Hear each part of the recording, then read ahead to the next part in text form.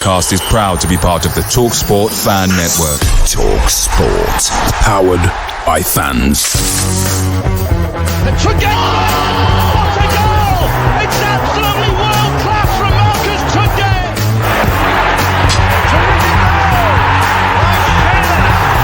Johnson puts it in the air. Aidan Flynn wins the It's still with Lee Gregory. He's in the box. Tries to screw him. Is it going to be there? Yes! Oh my word! The Wednesday week.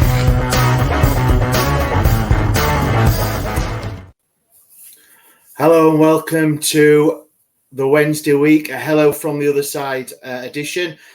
Today I'm joined by Dean from Sky Blues Extra, here to talk about Coventry. Dean, how are we? Good, Ash. How's it going all on your side? Yeah, I'm not too bad. Thank you very much. Sky Blues Extra, just a quick one for everyone watching and listening, mate. Just give us a little thing about your podcast, what you're up to, what you do on a weekly basis. Sure. We've been around for about 6 years now. It started through just a generic social channel where we posted clips, videos, pictures, our thoughts on the week, and then it's grew from there. So we started a podcast in 2020, and it's the number one podcast now for all Coventry fans to listen to. We do a review show and a preview show each week. We also do live shows in conjunction with the club, player nights, player Q&A nights. One is actually happening this evening, which a couple of the lads are attending and hosting. So there's lots going on. There's like 6 or 7 of us involved, and it's really cool to obviously have our say on all things Coventry. Mate, it sounds like you've got your hands full with all that. You and your mates. A little bit. It's like a business. It's bad. I mean, I can attend to that because we're getting pretty busy on the stuff that we're doing as well. But not as in depth of you guys, but well done. Carry on with the Coventry City content there, mate. Well done. So we're here to talk about Coventry City coming to Hillsborough on Saturday. Obviously, we will gloss over very quickly Boxing Day. So we made the trip over to now I nearly called it the Rico. Oh, mate! I mean, we've got a running joke that we have to put a fiver into a tip jar for every time someone says Rico. So we're just sort of getting out of it now. But the CBS now. Yeah, Coventry Building Society, is it? That's it, yep. Coventry Building Society Arena, yep. Yeah, well, I and a few of my good buddies, we from the podcast, we made a trip over on Boxing Day. Obviously, we were in a good bit of form. Obviously, we picked up some points, and you are in a real good position at the minute, Coventry. You've been playing well. So it comes to Boxing Day, and I'm always a bit positive, mate. But as we've seen, it didn't really go that well, did it, for us? Did you? You had a good spell though during the game, and it could have easily gone the other way. I mean, I know we scored the second goal in the last 2 minutes or so. 89th, I think it's down as. We were on top, and it was, for me, it was one of them games that it was, even though you were the better side, I've got to say you are a good Coventry, City are a good side. If we'd have scored, I think it might have been totally different. I think we could have had it, but we didn't. Is it Sakamoto? Really good, lively player. He did have a good game, scored both goals, and obviously we left. But I do have to say one thing, and I've got to say this, Dean, and also anyone Coventry supporters, saying one of the best home atmospheres I've been to as an away fan. Really good from minute 1 to minute 90. Very rarely were they quite up in the, I don't know what you call it, from the away to top right hand corner. Oh, right, yes, that's the Singers' Corner. The Singers' Corner. But it's quite ironic because for people who don't know, Coventry used to be called Singers FC, so it's a little play on that. And also it's the corner where all the rowdy naughty boys go, basically, which inevitably ends up in singing and chanting. So it's a play on the word for both sides. But inevitably that is the place where all the music starts, shall we say? Yeah, it was like I say, from minute one they did have a few renditions of various songs that obviously when you're losing, it's not the best. But obviously, if we were winning or as an away fans, it's totally different for them to try and get behind the team. But it wasn't. Absolutely, yeah. Wasn't to be. We left Coventry 2-0.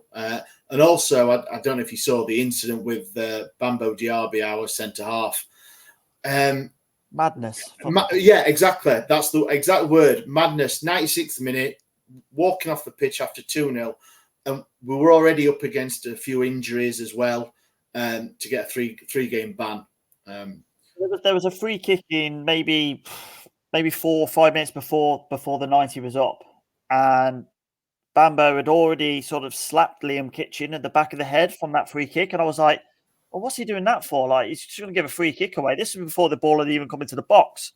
And obviously that just continued until obviously the end of the game and just a moment of madness. And I look at that incident and go, Liam Kitchen didn't really do anything wrong. Like, a lot of people have said, what's he doing in getting involved? I mean, he could not get involved. I mean, Diabo came to his face. You're not going to knock out, It's a bit of a... but yeah, it's just a moment of madness from Diaby. And obviously, as you say, he's probably an important part of your back line.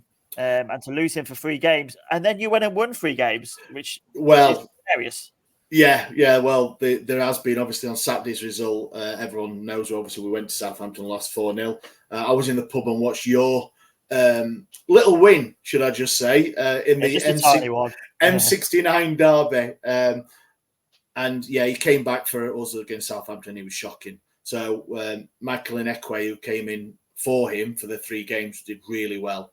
But yeah, he's come in and not so. I mean, I just touched on your result. Obviously, you're in really good form. I've got the form table up here, and I mean, as a Wednesday, we're 12th. This is just only 4 games, so we've lost 2, won 2. You've won 3 and drawn 1, so you're second. Which, I mean, just behind Southampton, who obviously we played at the weekend. It's going well for yourselves. You're just in the playoffs on goal difference again. What's Mark Robins doing right? I think he doesn't do a lot wrong. I think it's a case of 2 things, right? So for people who may be unaware, I know you guys were down last year in League One. We had 2 players, Victor Gyökeres and Gus Hamer. They left us in the summer for around about £35 million, but we also lost 12 other players. So we had a turnover of 14 players, basically, that needed to happen. Wow. When that happens, it's always going to take a little bit of time for people to gel, get those connections, all that sort of stuff. And that was basically what was going wrong over the first 3 months of the season. Our form wasn't great. We couldn't really find a sort of a formula, a formation that worked. Robins kind of tried to shoehorn all his new players into a formation that's worked over the past 3 years, but with new players, that inevitably won't work. So we hit something against Preston where we moved to a 4 at the back, sort of a 4-4-1-1, and since then it's just taken off. So there's been variations of 4-3-3, 4-4-1-1. It's kind of differs between who we play, but we've stumbled on that formation and it's worked to an absolute T. We've got Sakamoto, who you've mentioned. He's a jewel in the crown. He's been unbelievable over the last month on the right-hand side of that 3. Was he brought in the summer, Dean? He was, yeah. £1 million from the Belgian league. I'm going to say maybe Ostend, something like that. Just an unbelievable talent. Obviously, you saw it firsthand on Boxing Day. He can use both feet. The center of gravity is so low, he can go either way. You don't know what's happening. I mean, against poor James Justin on Saturday, I think he's still looking one way and Sakamoto's gone the other. He's probably still out on the pitch looking for him. It's crazy to see, and that just goes to show the scouting that is available. These players that take the league by storm, sometimes they don't cost a lot of money. It just takes the right scouting network, and along with him and Haji Wright on the left hand side, we thought of him as a centre forward. he's moved to the left, and we've found a winning formula with him. It seems to be perfect for him. And the return of Callum O'Hare as well, who's been out for a year-long injury with an ACL. He's come back better than ever. Definitely one of the standouts over the last month. So those three individuals have really propelled us over the last month. And it's one defeat in 13 games. That was against Ipswich, which we were very unlucky. We missed a penalty. There was a world he scored against us in that game as well. And on another day, we probably take 3 points. So things are going well. My concern is that we've made this run now with a lot of the season to go, 20 games or so still to play. So hopefully it doesn't sort of fizzle out, but I'm quietly confident we can keep it going, especially with the sort of the fixtures we've got over the next 6 to 8 weeks. Yeah, I mean, just listening there for a couple of minutes, Dean, I'm a bit envious. Like you say, you're picking up players for $1 million. I mean, we wish we could afford £1 million player. I know we spent 25 million roughly in the summer, and that was to bolster out the squad. I mean, it had to happen, because of the talent we lost. But it's worked out well so far. That's not to say in the long term it might not work well. We'll see how it goes. But for the time being, there's a lot to shout about our squad. Yeah, because you missed out just last season and losing the 2 players you mentioned. And I've sort of seen today that Gyökeres is interested by Chelsea, 75 million or something, daft like that, after 6 months in Portugal. But he is scoring, so he is a talent. Yeah, I mean, that just goes to show that people don't respect players in the Championship, Ash. You know, Chelsea could have easily had him in the summer for 25 million, and we wouldn't have that. We've got a 15% salon fee. So if he goes for 80 million, thanks very much. That's another. Of course. I'm not going to do the maths. It'd be 12 million. Yeah.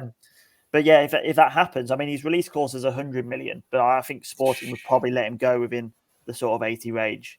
Yeah. But I mean, it just goes to show there's no respect really for Championship players. They have to move elsewhere before they move to the Premier League sometimes. And it's a little bit disheartening because of how good the quality is in the league, really. Yeah, I mean, we can only dream as a club of that sort of output from a player, and obviously input for monetary wise by selling someone on. You, like I say, you just missed out, and trying to replicate them goals from your leading scorer is good. And in the start of the season, you touched on it, Dean, that you did struggle, and I think it was quite a shock to everyone, obviously, that you were down there. But like you said, 1 defeat in 13, and obviously a trip to Sheffield is. I mean, for us at home now with Danny Rule in charge, it is a different prospect. If you'd have come when we had, I keep mentioning his name and I never said I would, but the other guy before, I mean, you would have just with a one defeat in 13 coming up with the plays you've got, and I think it would have been guaranteed 3 points. But at the minute, the way we've been playing at home, this is obviously a great win against one of your promotion rivals, Hull City, on New Year's Day. It's hopefully going to be a different. We should probably say thanks for that. Yeah. Well, do us a favour then and just let us have 3 points on Saturday then. If I think all our next games are against. I think we've only got one game against the top 10 in the next 8. So whatever we do over the next 8 games or so will affect you in some way, I imagine. So. If you could give us those 3 points, we might do you a favour over the next 7. I don't know what. No, I'd rather have the 3 points on the board for us. I think, and rely because you're down there, so you are going to look at other results, but you've got to get your own house in order first. Oh, so you've got to get your own points on. So yourself, Dean, are you confident Saturday for Coventry City? Obviously, coming up to Hillsborough. We've just been talking about for the last minute or two about your form you're in, the form that we're in, lost 2-1-2. What's your things? Sheffield Wednesday. Have you been to Hillsborough before? I know you probably don't look at the results so much, but any sort of feelings of Sheffield Wednesday? I am just a football junkie, Ash. Unfortunately, I do tend to watch. I watch a lot of the extended highlights of most matches each week. I like to keep an eye on what's going on. But yeah, I mean, your home form recently has been pretty good, and our away form's been pretty good. So it's kind of like a clash of the titans in that regard. Yeah. Hillsborough, notorious place to play football. I remember going Premier League days was my first trip to Hillsborough. Maybe 98, roughly. I would have been about 10 or 11. And I absolutely loved it. It was a proper football ground. It's not changed, mate. It's exactly the same now. No, I missed it, Ash. I missed those kind of games. I've been to a few this year. Went to QPR, Millwall, proper football ground. You know what I mean? Like there's a certain smell in the air when you walk in, right? Fulham, like Fulham. Yeah, Fulham as well. You're on top of the pitch. It's brilliant, and that's not to say the modern stadiums have got their own place and brilliant for facilities, etc. But there's just something to say about those type of football grounds. And unfortunately, I'm away at the moment. I'm in Dubai. I'll miss this one, so I can't get to travel to Hillsborough. The FA Cup game might be a possibility now. We'll get sick of each other the next couple of weeks. I'm sure of it. But it's one I'm actually really, really looking forward to, just on the basis of it's at Hillsborough. You never know what you're going to get.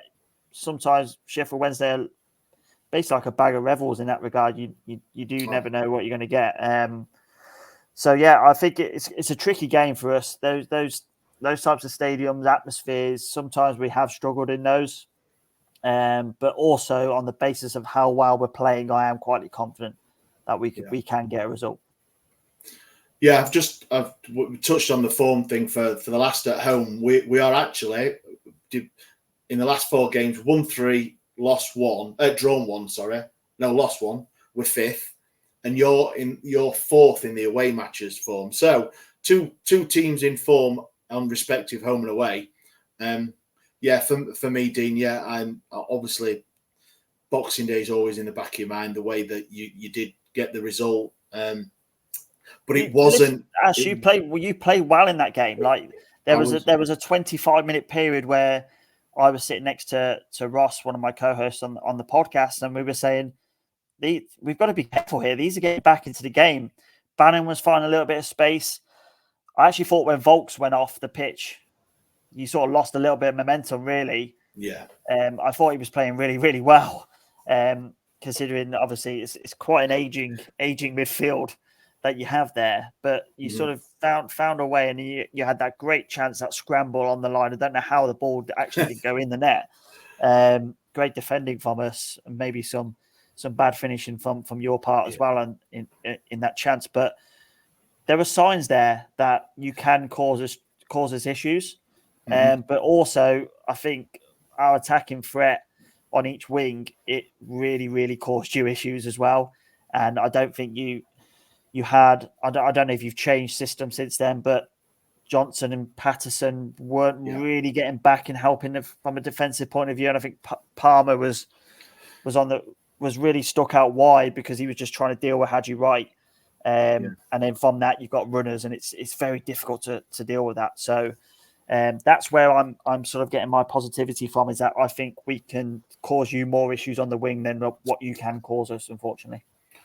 Yeah, you did seem to have an extra man on both wings when you came.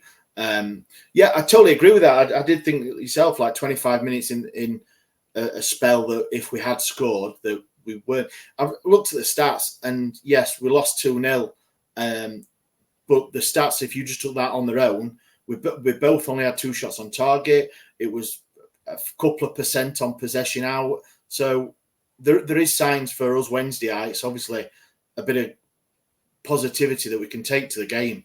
And it's a championship. Like every club beats each other. It's the Wild West out there.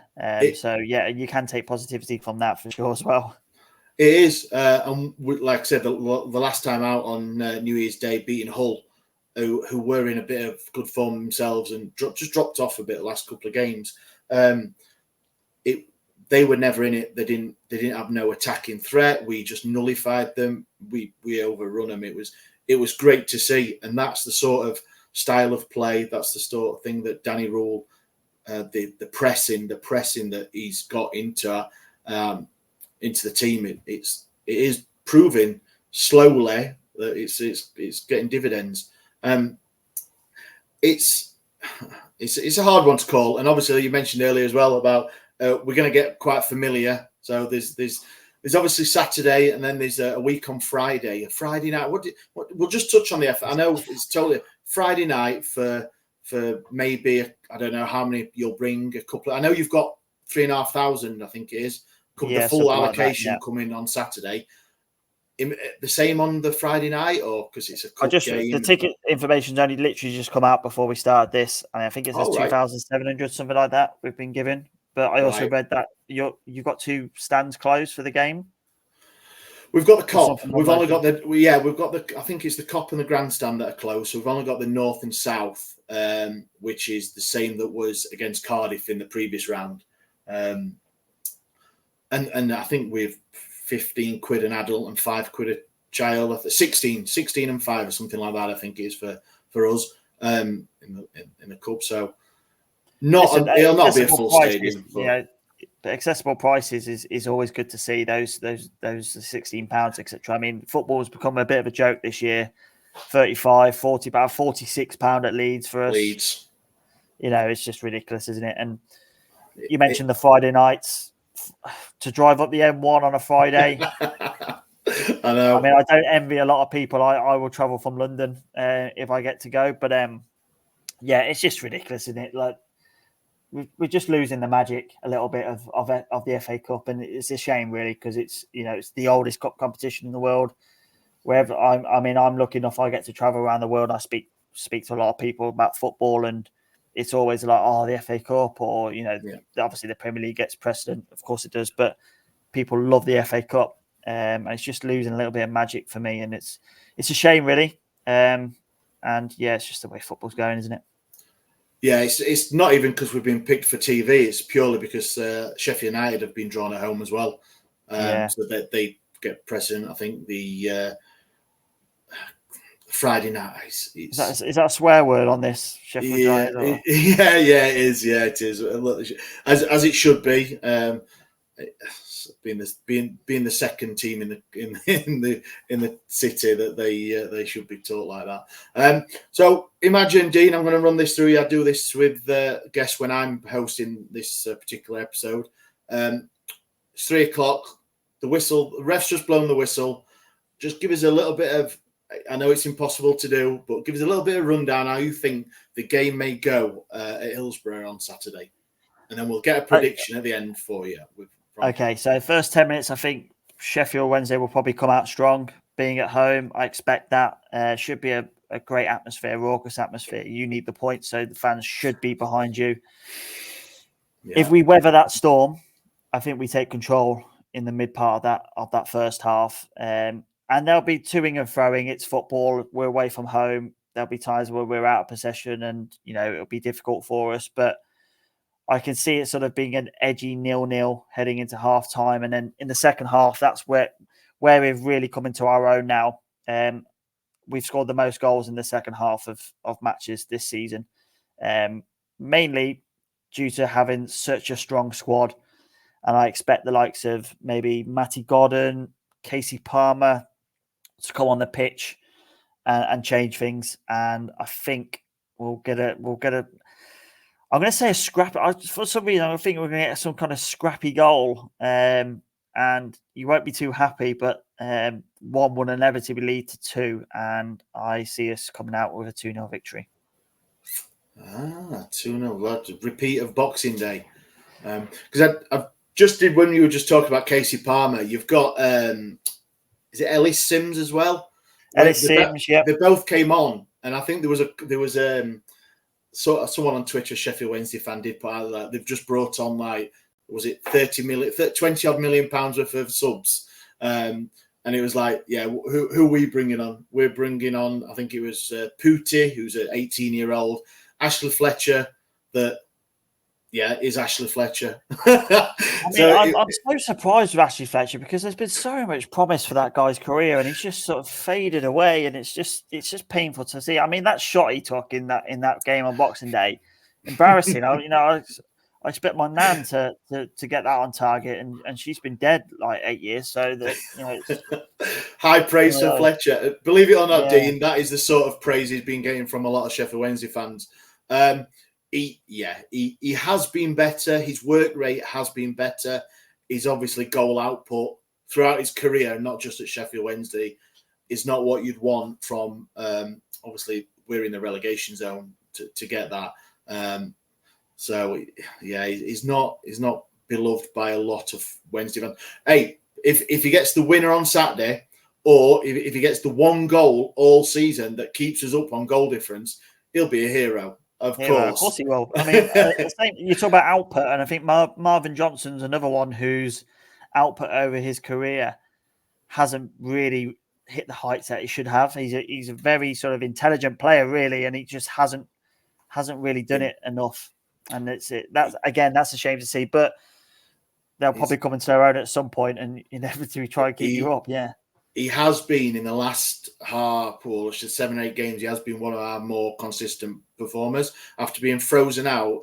Actually, you may have seen him in Dubai. He was out there training on his own while Cisco had ostracized him. He was training, and then he came back in. Danny Rule brought him in, and he has been one of the better players. It's great professionalism, isn't it? That's all you want to see from your team and players in your team is showing that ability to go beyond and try and make things better. And fair play to him if he has turned a corner. Yeah, he has, and he's playing now and contributing, scored a cracker against Hull the other week on New Year's Day. But yeah, you're going with a 2-0, Dean. I'm always pretty positive. I'm gonna go for a score draw. I'm gonna go for a 1-1. I always say on this podcast, on our main podcast, that home is where we are gonna survive. I think our home form, the win, but it's just the way Coventry have been building, and I've been talking you up all this. It's my podcast, our podcast, just say, not mine. It is a bit, but I'd love it. I love a 1-0 win. Any sort of win for Sheffield Wednesday, of course. That wouldn't surprise me to happen at all. But yeah, I just think we've got the edge on. It's the quality in the squad that I think will inevitably get us over the line. But you're absolutely right. Your home form is so important. Take it from us. That first season back in the Championship was tough, and it was basically we played in COVID. And we played at St Andrews. I remember that. So we had 2 things against us, and we managed to I say we kind of scraped through. It was comfortable in the end with 5-6 games to go after a great run. But yeah, it's the home form that's so important. Yeah, and we'll obviously we've got some important games coming up. But we've got Huddersfield away and Birmingham at home as well, which I know they've changed their manager. 6 pointers, aren't they? At that point. They are. They're going to come. So we said it on Saturday. Away at Southampton is not going to define the season. It's not going to make it, break it. But the home games is where we're going to go. So, Dean, thank you very much for your time joining us. Thanks, Ash. It's been a pleasure. Enjoy yourself. Don't get burnt out in Dubai, because I'm looking out the window in Sheffield here. It's peeing it down. So thanks for that. It's been a pleasure. Everyone watching, listening, thank you very much for joining us on Hello from the Other Side. It's been I was going to say something, but I'm not now. But thank you very much, everyone, and we'll see you next time. Thanks.